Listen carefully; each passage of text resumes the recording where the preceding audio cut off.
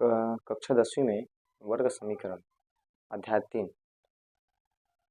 Chapter में यदि हम मूलों की प्रकृति को पढ़ें तो मूलों की प्रकृति के अंतर्गत 3 छोटे छोटे कंडीशन हैं और वो ये है कि यदि डी का मतलब होता है विभेदक, डिस्क्रिमिनेंट। तो डी का मान यदि 0 होता है तो वहाँ पे हमको सिर्फ एक लाइन लिखने की आवश्यकता होगी। डी का मान आने के बाद वो होगा मूल वास्तविक व समान होगा। या फिर दूसरा कंडीशन ये है कि यदि डी का मान कोई धनात्मक मान आता है तो वहाँ पर हम लिखेंगे मूल वास्तविक व असमान होगा।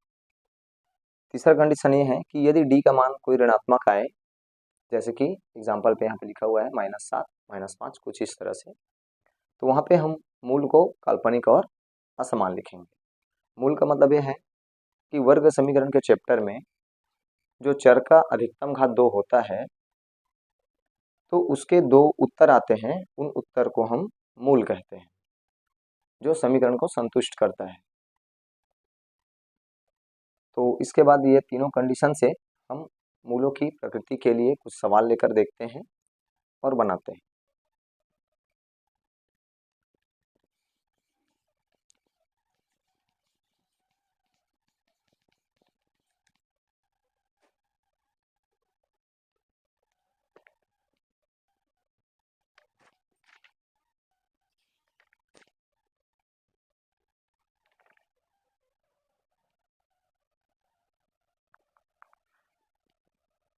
x का वर्ग -4x धन 4 बराबर 0, जिसमें फिर से हम वर्ग समीकरण के मानक सूत्र से इसका तुलना कर देते हैं। वर्ग समीकरण का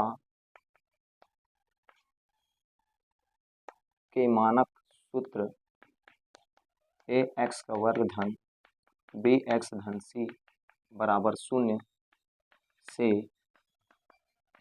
तुलना करने पर तो जो a का मान होगा वो यहाँ पे कुछ भी नहीं है, तो क्या रहता है वहाँ पे संख्या 1 होता है। तो a का मान हम 1 ले लेंगे, b का मान -4 हो जाएगा और c का मान 4 हो जाएगा।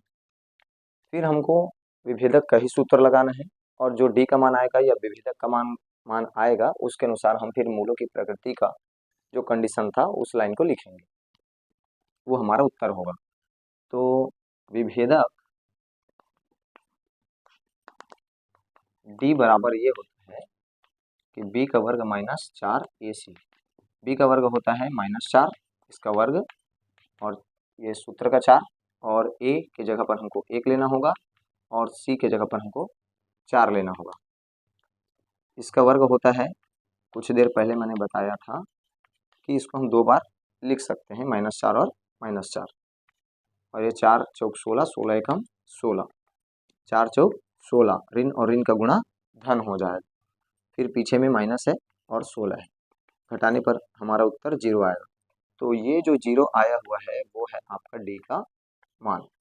और डी का मान 0 के लिए मैंने अभी कुछ देर पहले कंडीशन ये बताया था कि जो डी का मान यदि हमारा 0 आता है तो हमारे मूल होंगे, क्या होंगे, वास्तविक और समान होंगे। मूल वास्तविक और समान होगा। मूलों की प्रकृति के जितने भी सवाल हैं बस बिल्कुल ऐसे ही बनना है। वो डिपेंड करता है, यहाँ पर यदि 0 आ रहा है तो हम लोग मूल को वास्तविक और समान होगा ये लिखेंगे। यदि कोई ऋणात्मक मान आया तो मूल काल्पनिक और असमान लिखेंगे, और यदि मूल कोई धनात्मक संख्या आया तो मूल वास्तविक और असमान लिखेंगे। और 0 ना तो धनात्मक होता है ना ही ऋणात्मक, इसलिए इसको हम, इसका जो मूल होता है वो वास्तविक और समान होता है।